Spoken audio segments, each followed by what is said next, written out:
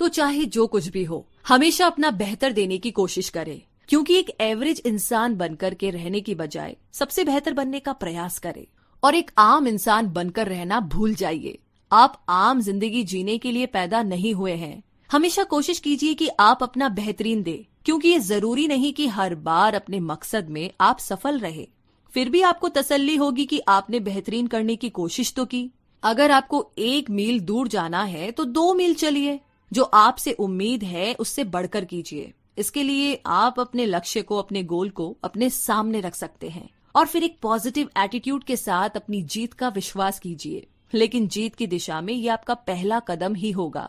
आपका असली मकसद तो उसके बाद शुरू होगा। उन बातों को अमल में लाइए जो आपको मंजिल तक पहुंचने में मदद करेगी। कोशिश कीजिए अपने रोजाना समय से 10 मिनट पहले उठने की, काम पर 5 मिनट पहले पहुंचने की। 30 मिनट काम करने के बाद काम से थककर ना बैठे। सफलता और काम में तरक्की हासिल करने का यही एक रास्ता है। आज जिस दौर में हम रह रहे हैं वहाँ कंपटीशन इतना ज्यादा है कि अगर हम कड़ी मेहनत नहीं करेंगे तो नई चीजें नहीं सीखेंगे, खुद में सुधार नहीं लाएंगे तो सफलता की इस दौड़ में बहुत पीछे रह जाएंगे। हर रोज सोने से पहले अपने पूरे दिन भर को याद कीजिए। खुद से सवाल कीजिए, क्या मैं साधारण हूँ या कुछ बेहतर करने की कोशिश कर रहा हूँ। कुछ ऐसी जगहों में जहाँ पीने का पानी बिल्कुल भी उपलब्ध नहीं है, वहाँ पर भी लोगों ने उस जगह को बिल्कुल साफ सुथरा बनाकर रखा है। ऐसा क्यों? क्योंकि हालात चाहे कैसे भी क्यों ना हो, वे लोग भगवान की दी हुई चीज का पूरा सम्मान कर रहे हैं। ऊपर वाले की दी हुई हर चीज की कद्र करें, फिर चाहे वो आपका पुराना घर ही क्यों ना हो। क्योंकि अगर आप ऐसा नहीं करते हैं तो उससे और ज्यादा की उम्मीद कैसे कर सकते हैं। जरूरी नहीं कि करोड़ों रुपए अपने पुराने घर में खर्च करें या खुद पर, चाहे कम में ही सही, मगर उसका ध्यान रखें। आप चाहे जो भी करें पूरे दिल से करें, जिससे कि भीड़ में आपकी सबसे अलग पहचान बने। चाहे आपके आसपास कितने ही काबिल लोग क्यों ना हो, उनके जैसा बनने की बजाय अपनी अलग छवि बनाएं। ये कभी ना सोचे कि अगर ये उन्हें नहीं आता तो भला मुझे कैसे आएगा। इतनी मेहनत करे कि सफलता सिर्फ आपके कदम चूमे। अपनी एक आदत बना ले कि आप जो काम भी हाथ में ले उसे बेहतर से बेहतरीन करने की कोशिश करें, फिर चाहे वो काम कितना भी छोटा क्यों ना हो। मान लीजिए किसी स्टोर में गलती से आपसे कुछ सामान नीचे गिर जाता है, तो आपको चाहिए कि खुद उसे साफ करें। ये उम्मीद ना कीजिए कि कोई और आकर के उसे साफ कर देगा। जो आपसे गिरा है आप उसे उठा करके उसी जगह पर वापस तरीके से रख दीजिए। हर सुबह जब आप उठे तो नहाने के बाद साफ सुथरे कपड़े पहने, अपने बाल संवारे। भगवान को प्रसन्न करने का ये भी एक तरीका है, क्योंकि ऐसा करके आप अपने बनाने वाले के प्रति आभार व्यक्त करते हैं। फिर भले ही आप गरीब हो या अमीर, इससे कोई फर्क नहीं पड़ता। जितना आपसे हो सकता है आप उतने अच्छे दिखने की कोशिश तो कर ही सकते हैं। जब आप कुछ नेक काम करते हैं तो ये सोच करके मत कीजिए कि ऐसा करना आपकी मजबूरी है या फिर कोई आपको देख रहा है, बल्कि उसे दिल से चाहते हुए कीजिए। क्योंकि कुछ ऐसे काम जो आपको ना चाहते हुए करने पड़ते हैं, उन्हें भी ये सोचकर कीजिए कि भगवान के नाम पर आप वो कर रहे हैं। यकीन मानिए एक ना एक दिन ना भगवान आपको इसका इनाम जरूर देगा। जॉयल इस किताब के लेखक पहले एक चर्च में पेस्टर हुआ करते थे। एक दिन जब वो पार्किंग लॉट में अपनी कार पार्क कर रहे थे, तब कार का दरवाजा खोलते समय उसमें रखा कचरे का डब्बा नीचे गिर पड़ा। उन्होंने वो डब्बा उठा तो लिया, मगर हवा के कारण सारा कचरा पार्किंग लॉट में इधर उधर बिखर गया। अब जॉयल ने सोचा जो कि कूड़ा बिनना उनका काम नहीं है और उन्हें देर भी तो हो रही थी, तो इसे ऐसे ही रहने दिया जाए। मगर तभी उन्हें ऊपर वाले का ध्यान आया और उन्होंने फैसला किया कि वो सारा कचरा बिनकर वापस उस डब्बे में डालेंगे। जब उनका काम खत्म हुआ तो उन्होंने देखा कि वहाँ गाड़ी में बैठे एक दंपति जॉयल को देख ही रहे थे। उन्होंने गाड़ी की खिड़की खोली और जॉयल को बताया कि वो जॉयल को चर्च में देख चुके हैं और आज वे जॉयल को इस स्थिति में देखकर जानना चाहते थे कि आखिर जॉयल करते क्या है। कहना न होगा कि जॉयल ने भगवान का शुक्रिया अदा किया जो उसने उन्हें शर्मिंदा होने से बचा लिया। तो इस तरीके से भगवान ने उन्हें उनकी नेकी का फल दिया। तो बस इसी तरीके से आप अपनी मंजिल की तरफ बढ़ते रहिए, क्योंकि आप चाहे कितने भी माहिर और अनुभवी क्यों ना हो, सीखना आपको कभी नहीं छोड़ना है, क्योंकि सीखने का कोई अंत नहीं है। जिंदगी में इतना कुछ है सीखने के लिए कि आप जिंदगी भर भी सीखे ना तो कम है। कई लोग सोचते हैं कि एक बार स्कूल या कॉलेज की पढ़ाई पूरी हो जाने के बाद उन्हें कुछ और सीखने की जरूरत नहीं है, कुछ नया पढ़ने की जरूरत भी नहीं है। तो क्या आप जो कुछ भी सीखते हैं क्या वो सिर्फ स्कूल तक ही सीमित है? नहीं ना। बिल्कुल नहीं, क्योंकि सीखना कभी नहीं खत्म होता। ऐसी कई चीजें होगी जो आपने अब तक नहीं सीखी होगी। अगर आप में कोई हुनर है तो उसे अभ्यास से और निखारिए, क्योंकि जब आप सीखना छोड़ देते हैं तो आप अपने हुनर को खोने लगते हैं जो भगवान ने आपको आशीर्वाद स्वरूप दिया है। जिंदगी में हर चीज अभ्यास से ही सीखी जाती है। बार बार अभ्यास कीजिए, मगर रुकिए नहीं। अगर आपने अभ्यास करना छोड़ दिया तो जहां आप आज हैं, अगले साल भी बस वहीं के वहीं रह जाएंगे। आप नहीं तो कोई और आपसे आगे निकल जाएगा और आपको पूरे 1 साल के लिए पछाड़ देगा। आप चाहे जो भी हो, एक टीचर, डॉक्टर, इंजीनियर या फिर कोई मामूली कामगार या फिर एक स्टूडेंट ही क्यों ना हो, खुद को आगे बढ़ने से ना कभी मत रोकिए, क्योंकि आपकी जिम्मेदारी ना सिर्फ अपने और अपने परिवार के प्रति बल्कि उस ऊपर वाले के प्रति भी एक जिम्मेदारी है। दुनिया तेजी से बदल रही है और आपको इसके साथ कदम मिलाकर चलना ही पड़ेगा। जब भगवान ने अपने बंदे चुने तो उसने उनके सामने बहुत सारी कठिन चुनौतियां रखी। वो चुनौतियां थी सीखने की, ज्ञान अर्जित करने की, ना कि यूं ही खाली बैठने की। तो यही बात हम पर भी लागू होती है कि हम जिंदगी में कुछ ना कुछ सीखते रहे, नया करते रहे। और जिंदगी का भी यही उसूल है। आप हमेशा एक बच्चा बनकर नहीं रहते, आप बड़े होते हैं, आपकी बॉडी की बनावट बदलती है और धीरे धीरे वक्त के साथ आपकी दिमागी क्षमता भी बढ़ती जाती है।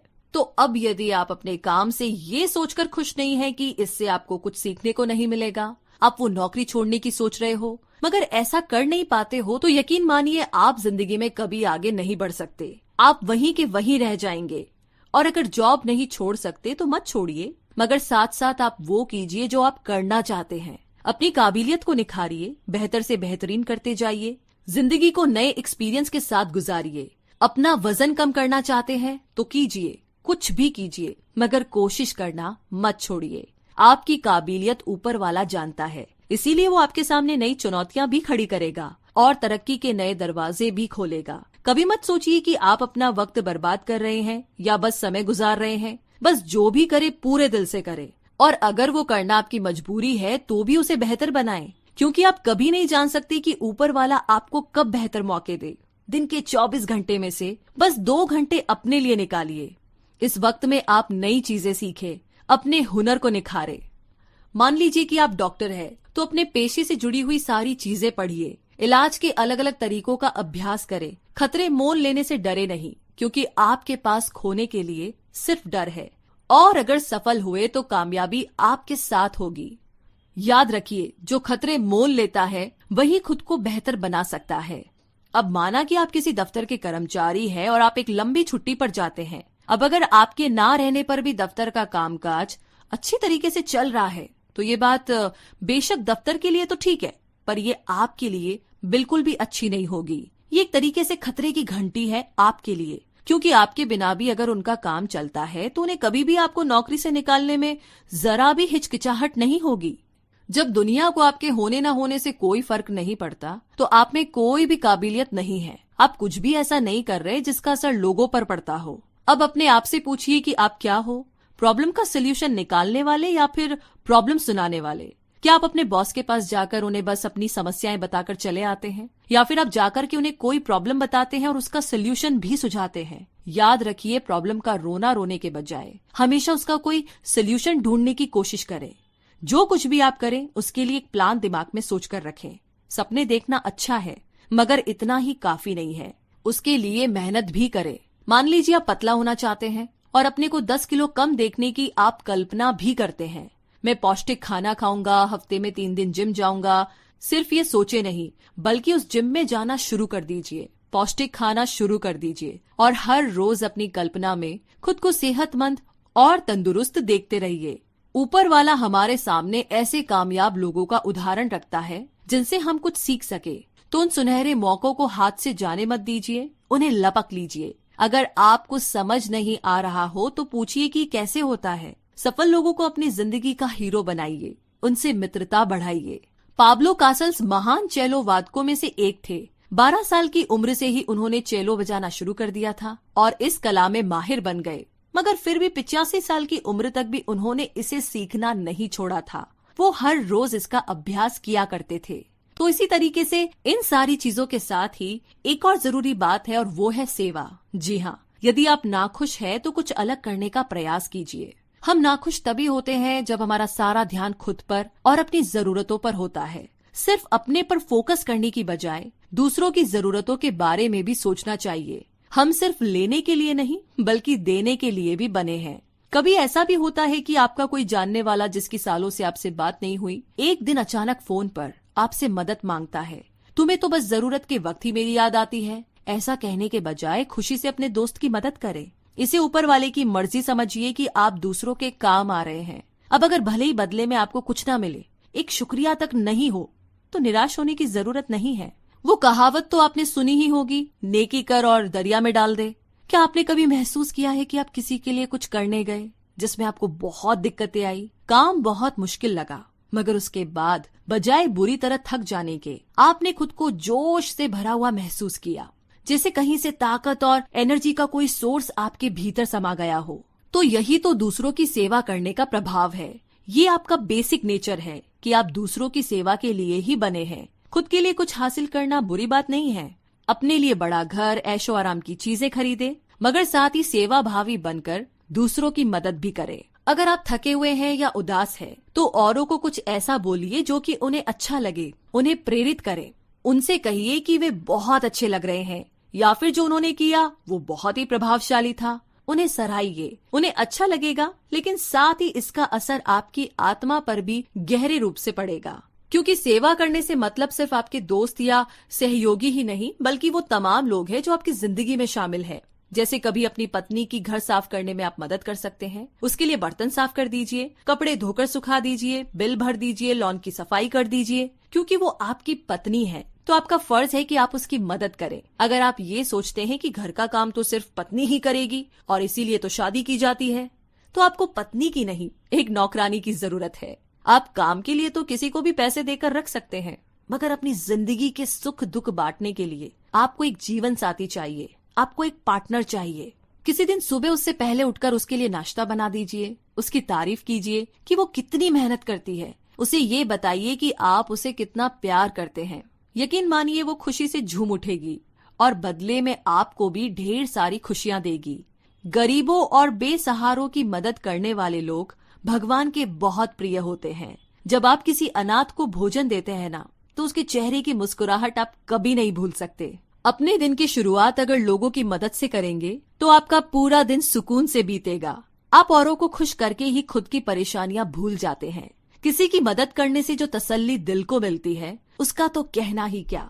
जैसे कि एक बूढ़े दंपत्ति हमेशा दूसरों की मदद को तैयार रहते हैं। एक बार ऐसा ही एक नेक काम करने के बाद वो दंपत्ति साउथ अफ्रीका से लौट रहे थे। जिस जहाज में वो लोग सफर कर रहे थे, उसमें प्रेसिडेंट टेडी रूजवेल्ट भी थे, जो अफ्रीका में अपने शिकार के दौरे से लौट रहे थे। जब जहाज बंदरगाह में रुका तो वहां लोगों की भीड़ प्रेसिडेंट रूजवेल्ट का स्वागत करने के लिए खड़ी थी।